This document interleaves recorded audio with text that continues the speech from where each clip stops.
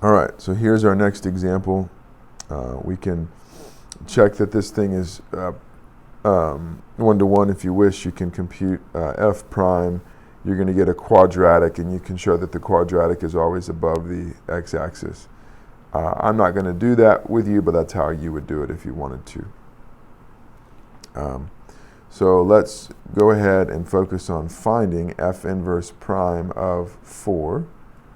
And so I need to find two things. I need to find, first off, f prime of x. We can hopefully write down very easily 6x squared plus 6x plus 7.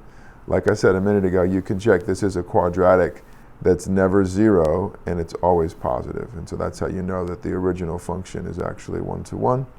But the point is you need the formula for f prime to be able to find f inverse prime of 4. The second thing you need is you need f inverse of 4. And so you're, again, call that c or whatever letter you want, and you know that happens if and only if f of c equals 4. And it's pretty easy to see what to plug in here to get out 4. You need to plug in a 0. And so the point is f of 0 is 4, and so c equals 0. So we figured out that f inverse of 4 is 0. All right. Once you've got the derivative and you've got f inverse of 4, then you're ready to use the formula. And so you know that f inverse prime of 4, our formula says this is 1 over f prime of f inverse of 4. And now you just work through it. So you say, all right, well, f inverse of 4 is 0, so this is 1 over f prime of 0.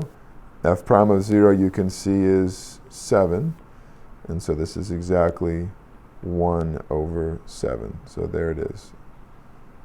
All right, so I thought we'd do one more together. I don't know what number I'm on. I'll just won't number them today, I guess. So example.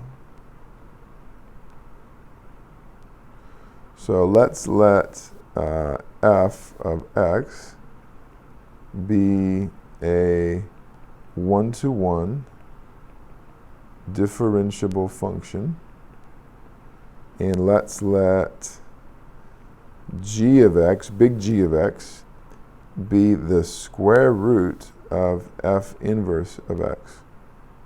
Okay, and I'm also going to suppose, I write suppose like that, so let's just suppose f of 4 is 2 and f prime of 4 is 9. And I want us to find g prime of 2. All right. Well, here we go. Why don't you pause the video, take a moment, and think about how you would go about this. Maybe even give this problem a try. So for this problem, I need to compute the derivative of g at the specific point 2. And so I'm going to begin just by playing around with g prime of x. Can I say anything? Well, I can. I've got to use the chain rule. Think about this. I've got square root of f inverse of x. So the derivative of the square root of x is 1 over 2 square root of x. Plug in f inverse of x. Multiply by f inverse prime of x. That's what the chain rule says to do. All right, that's good. Thankfully, I'm not interested just in the general formula for g prime. I only want g prime at the specific value of 2.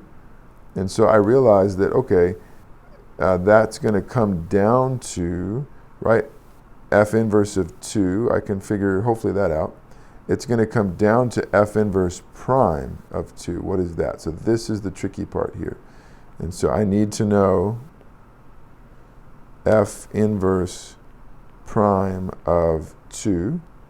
And you know the formula. This is 1 over f prime of f inverse of 2. And now you say, okay, wait a minute. F of 4 equals 2. That tells me that f inverse of 2 equals 4. That's exactly what it means, right? We need to be able to go back and forth.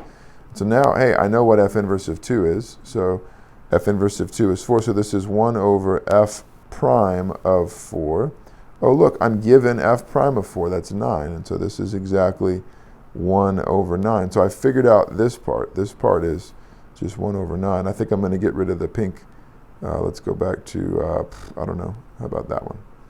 We'll do some red. So here we go. G prime of 2 is 1 over 2 square root of f inverse of 2. We know what that is. Times f inverse prime of 2. I'll just write it down. This is times f inverse prime of 2. And so this is going to become 1 over 2 square root of, okay, f inverse of 2 we said was 4. So 1 over square root of, 1 over square root of 4 times, and we've worked out this part, and we got this equal to 1 over 9. And so I get, well, square root of 4 is 2, so this is just 1 over 36. So g prime of 2 is 1 over 36. All right, so I wanted to do one more example with you. I think I'll actually stop this video here, and we'll do one more. And then we're going to do some quick reviews of exponential log functions, and then we'll call it not one but two sections all in one fell swoop.